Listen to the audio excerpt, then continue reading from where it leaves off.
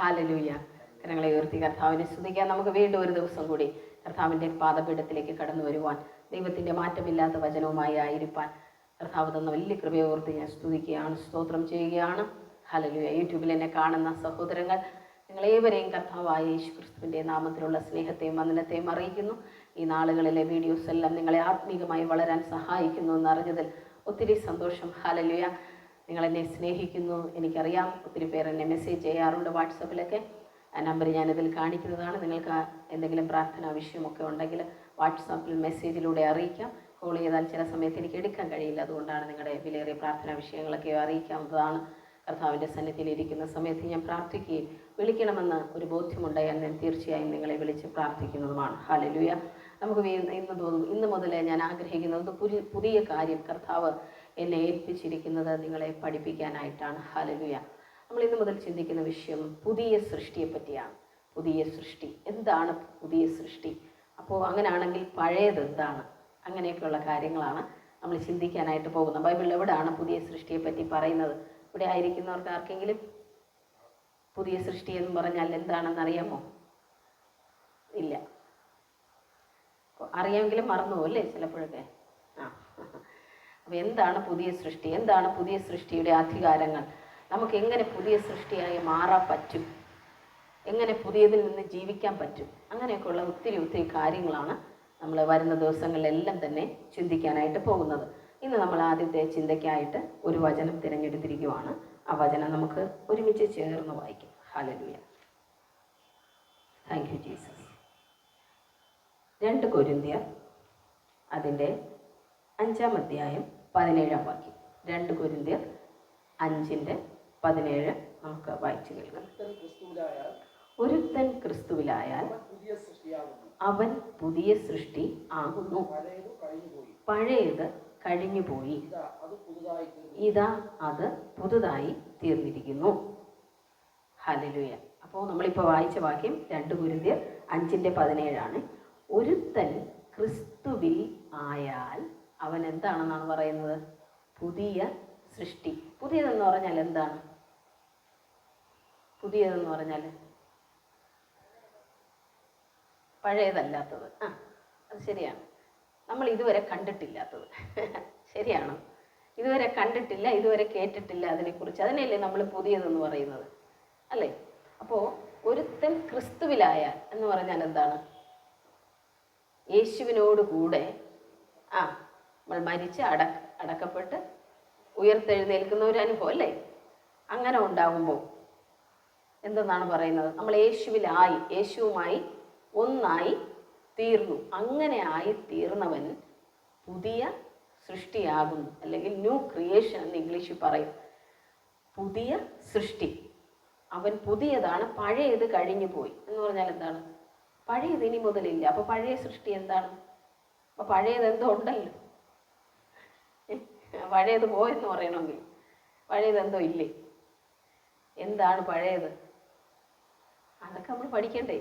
അപ്പോൾ വചനം പറയുന്നു ഒരുവൻ യേശുവിലായാൽ അവൻ പുതിയതായെന്ന്. പുതിയതായി. ആരും ഇതുവരെ കാണാത്തത്. നമുക്കൊന്നും ഇതുവരെ അങ്ങനെ തോന്നിയിട്ടില്ലല്ലോ. നമ്മൾ പുതിയതായെന്ന് തോന്നിയിട്ടുണ്ടോ ഇതുവരെ? അതിനെയാണ് നമ്മൾ റെവലേഷൻ എന്ന് പറയുന്നത്, വെളിപ്പാടെന്ന് പറയും ശരിക്കുള്ള. അപ്പോൾ ഒരാൾ ക്രിസ്തുവിലായാൽ, ഒരു വ്യക്തി ക്രിസ്തുവിലായാൽ അവൻ പുതിയതായി തീർന്നു.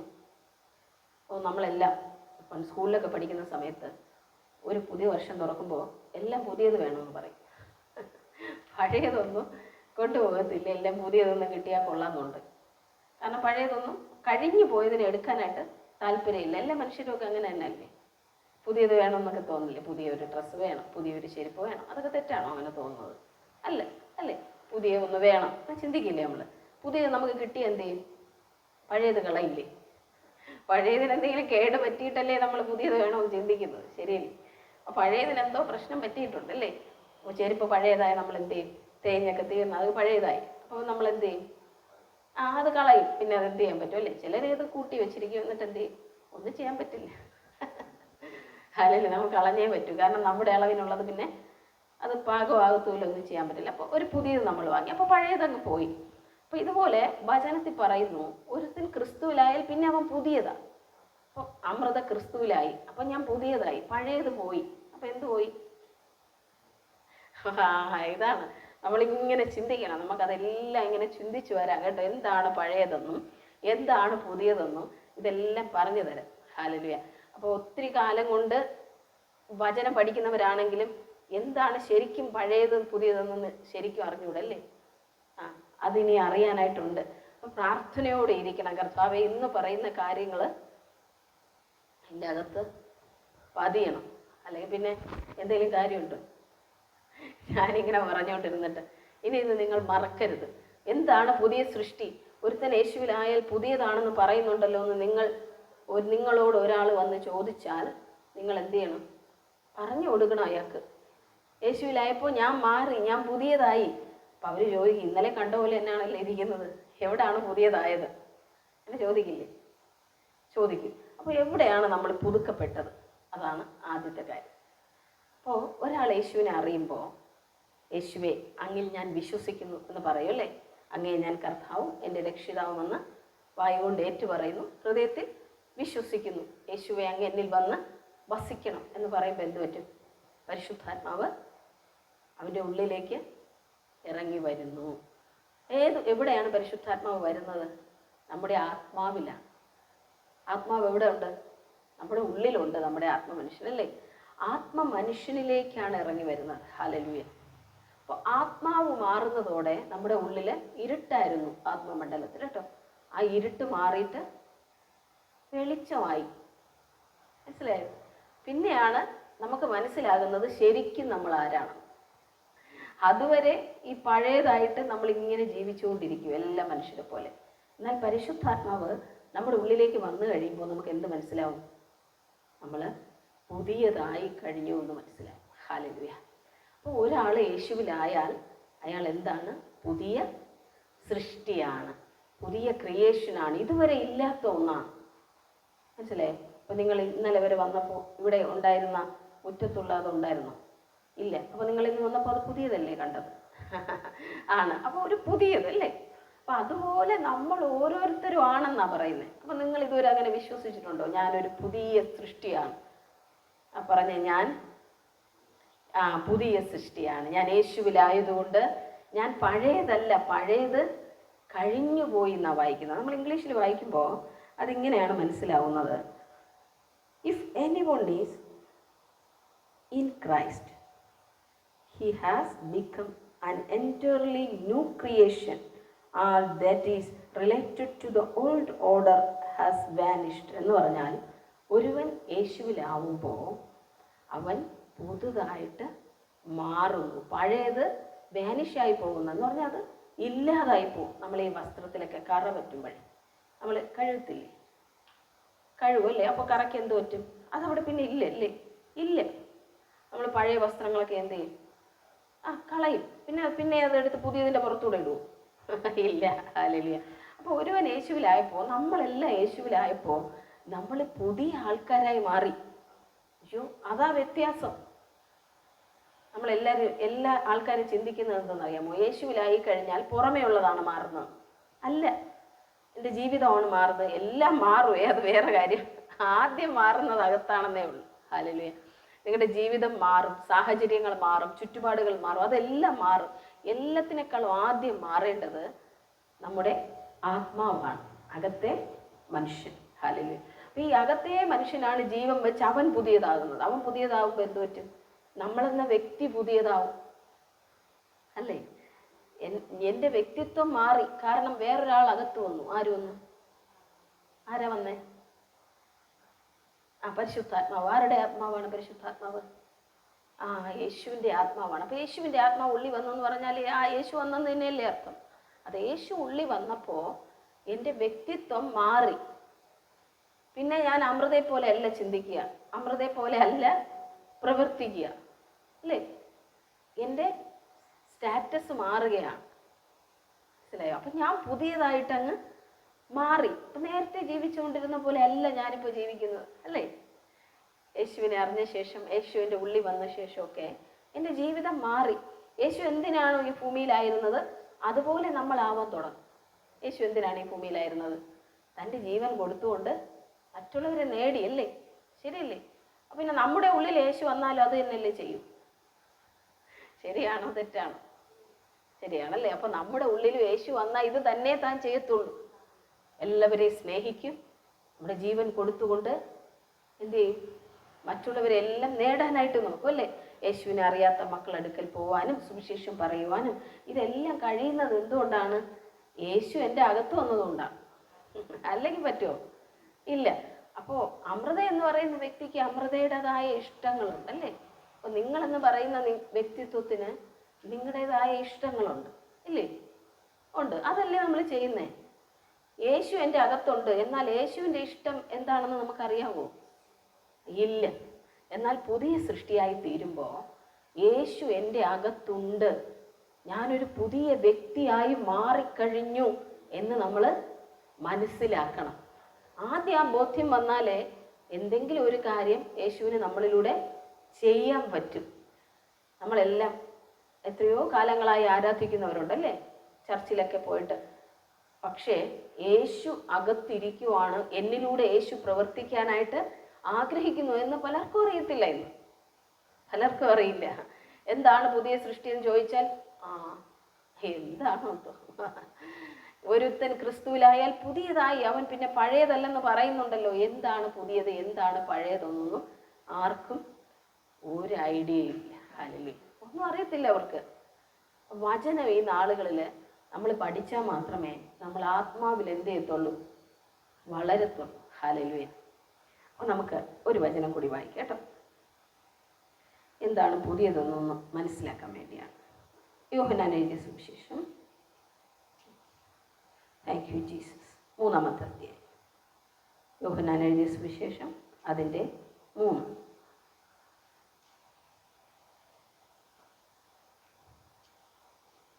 Thank you Jesus. അതിൻ്റെ 3-ാമത്തെ വാക്യം.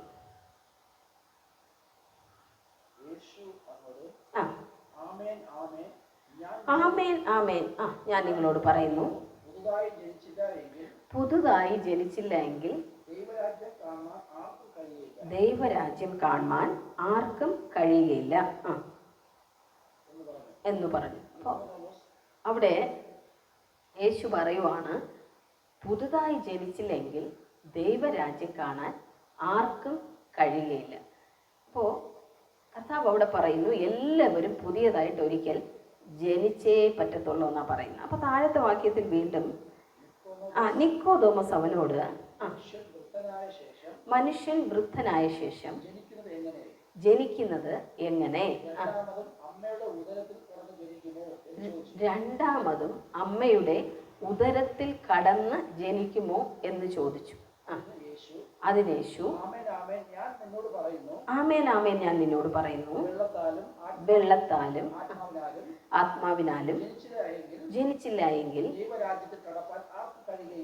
ദൈവരാജ്യത്തിൽ കടപ്പാൻ ആർക്കും കഴിയുകയില്ല. ബാക്കി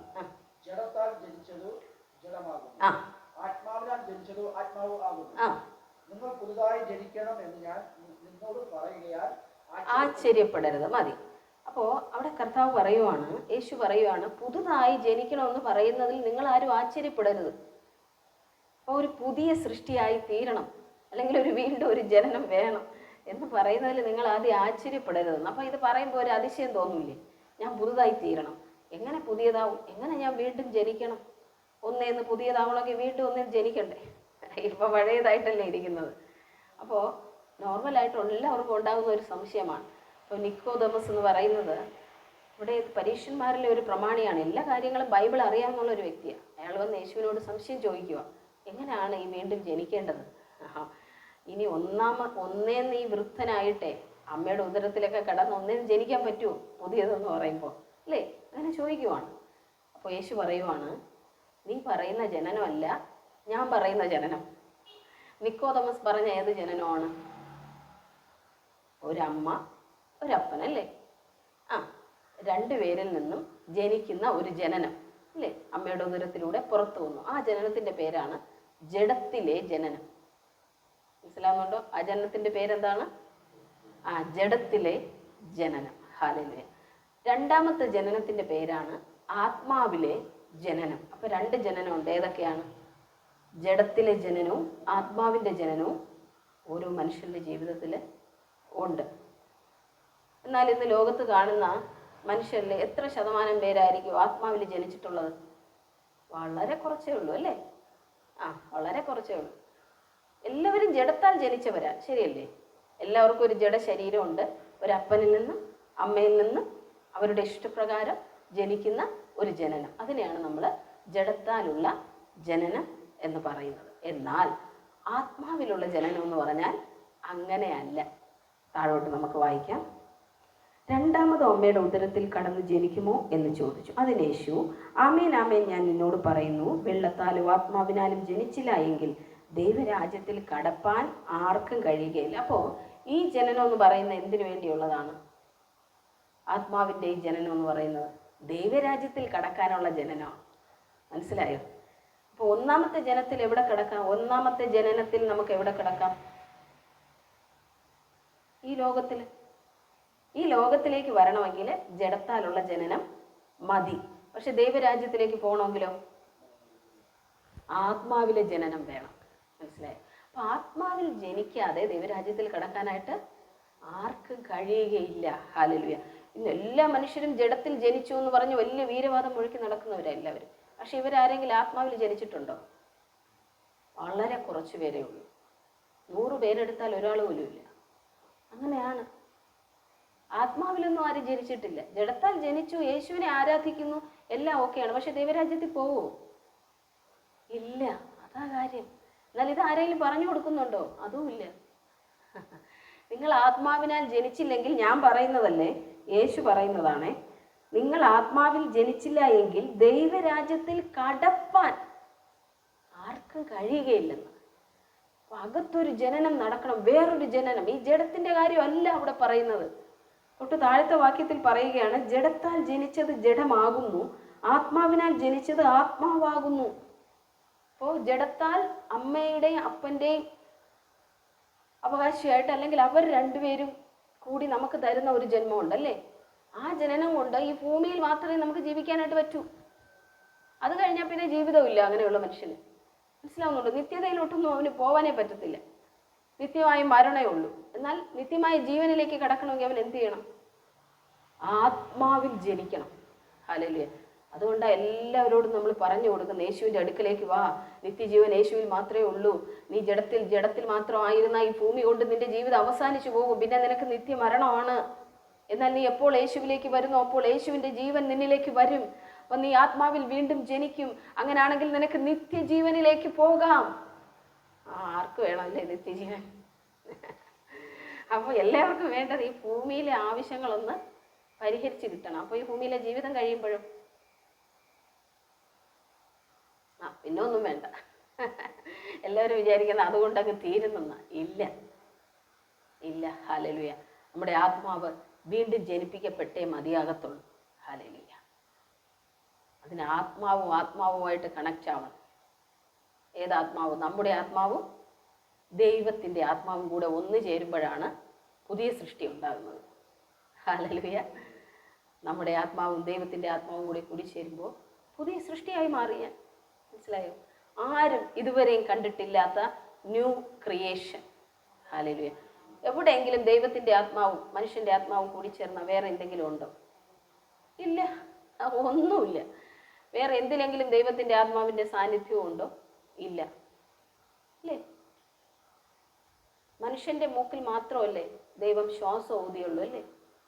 ആമേൻ. അപ്പോഴാണ് മനുഷ്യൻ ജീവനുള്ളവനായ. എന്നാൽ പാപം ചെയ്തപ്പോൾ അതെല്ലാം പോയി. വീണ്ടും ആ ജീവനെ യേശു തന്നിരിക്കുക. ഓരോരുത്തൻ യേശുവിൽ വിശ്വസിക്കുകയും യേശുവിലേക്ക് വരികയും ചെയ്യുമ്പോൾ പരിശുദ്ധാത്മാവ് അവൻ്റെ ഉള്ളിലേക്ക് വരികയും അവൻ്റെ ആത്മാവിനെ ജീവിപ്പിക്കുകയും ചെയ്യും. അവനാണ് പുതിയ മനുഷ്യൻ. പിന്നെ ഈ പുതിയ മനുഷ്യനിൽ നിന്നാണ് ഒരു ദൈവ പൈതൻ്റെ സകല ആത്മീയ കാര്യങ്ങളും ഭൗതിക കാര്യങ്ങളും ഒക്കെ ആരംഭിക്കേണ്ടത്. അപ്പോൾ ജഡത്തിൻ്റെ മനുഷ്യൻ എവിടെ പോയി? അമ്മയുടെ അപ്പൻ്റെയും പ്രേരണയാൽ ജനിച്ച ഒരു മനുഷ്യനുണ്ടല്ലോ, ദൈവഹിതപ്രകാരമാണതും. ആ മനുഷ്യൻ എവിടെ പോയി? അവനാണ് പഴയ മനുഷ്യൻ. ഞാൻ പറഞ്ഞല്ലോ 2 പേരുണ്ടെന്നല്ലേ, പഴയതും പുതിയതും ഉണ്ട്. പുതിയത് ദൈവത്താൽ ഉരുവാക്കപ്പെട്ട മനുഷ്യനും ദൈവത്താൽ ജനിപ്പിക്കപ്പെട്ട മനുഷ്യനും പുതിയതോ പുതിയതാണ് ഞാൻ പറഞ്ഞത്. പഴയതോ ജഡത്താൽ ഈ ഭൂമിയിലുള്ള ഈ ശരീരവും മനസ്സും ഒക്കെ ചേർന്ന ഒരു പഴയ മനുഷ്യനുണ്ട് നമുക്ക്, അല്ലേ? നമ്മുടെ ചിന്ത, നമ്മുടെ പ്രവർത്തനങ്ങൾ, അല്ലെങ്കിൽ ഞാൻ എന്നുള്ളത്, അതാണ് എന്ത്? പഴയ മനുഷ്യൻ.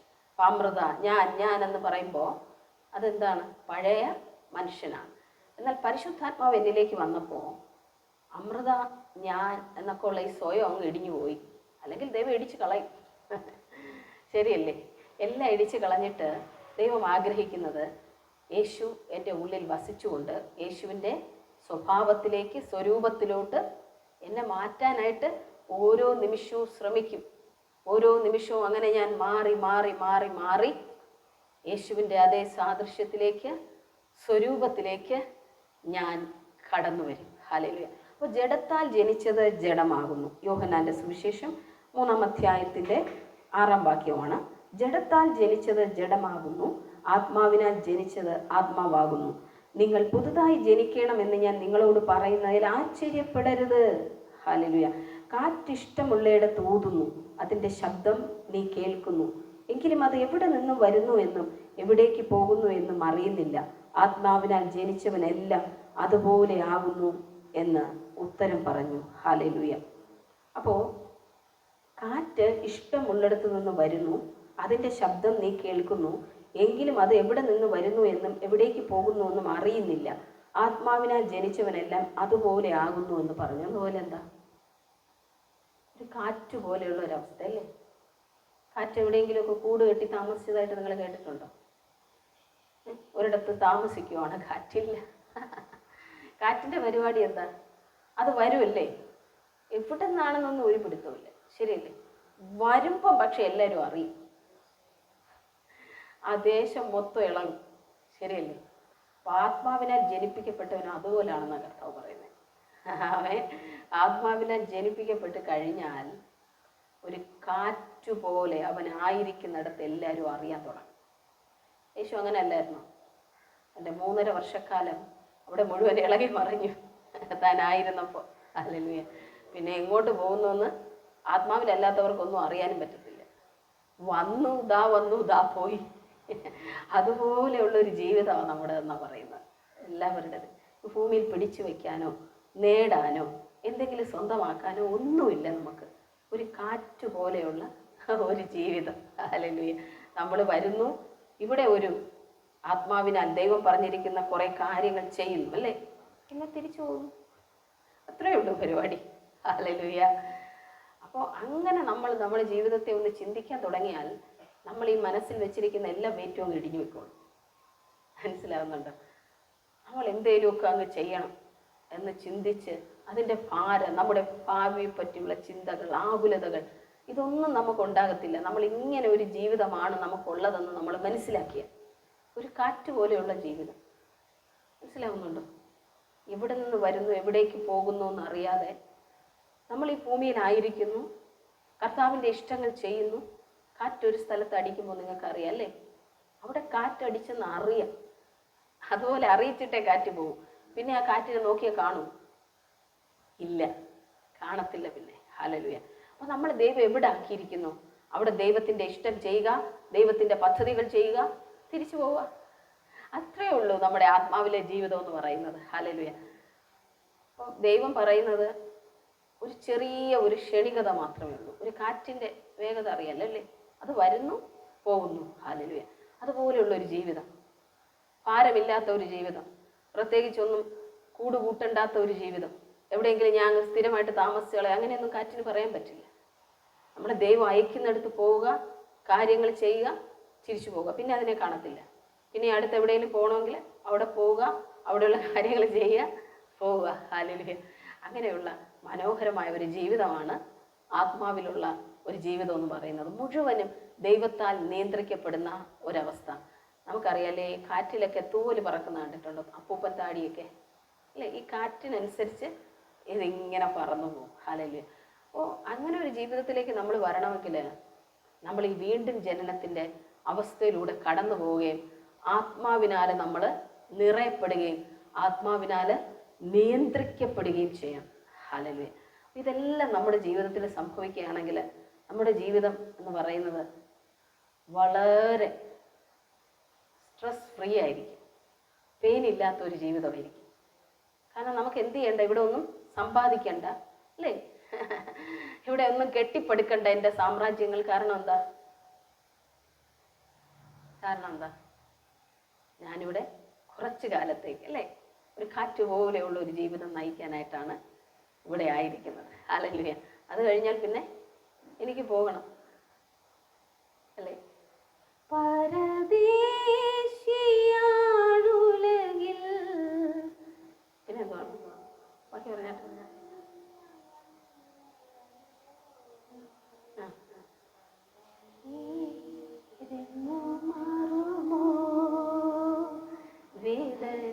വേദനകളിന്നു തീരുമോ കഷ്ടപ്പാടിൻ കാലങ്ങളിൽ രക്ഷിപ്പാനായി നീ വരണേ. കണ്ണുനീരെന്നു മാറുമോ വേദനകളിന്നു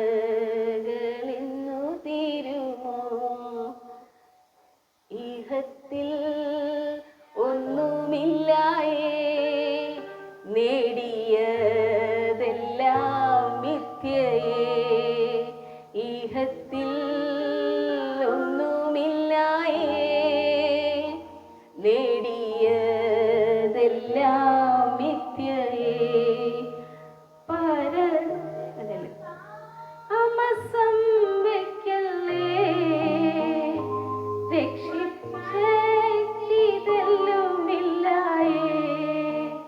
ലേശം താമസം വയ്ക്കല്ലേ, നിപ്പാൻ ശക്തി തെല്ലുമില്ലായേ.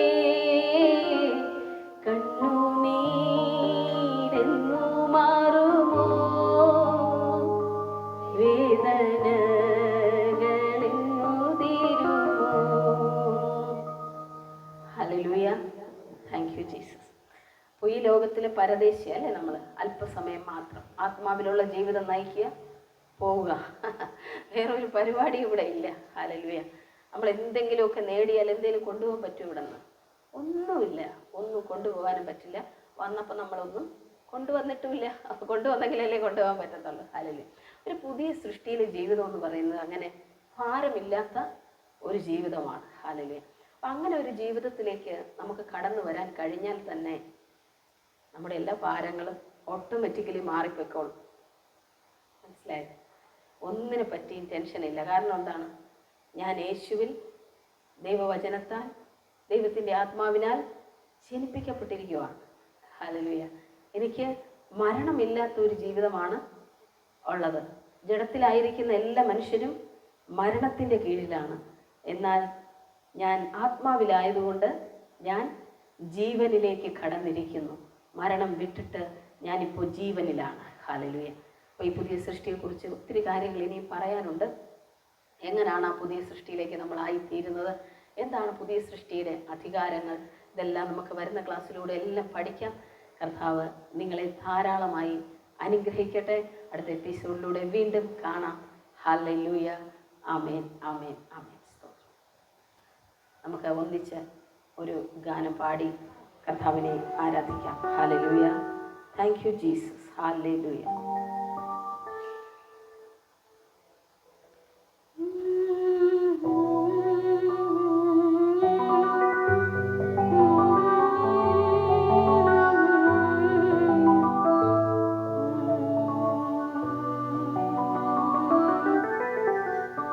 കനിവിൻ കരങ്ങൾ ദിനം വഴി നടത്തും എന്നെ അന്ത്യത്തോളം.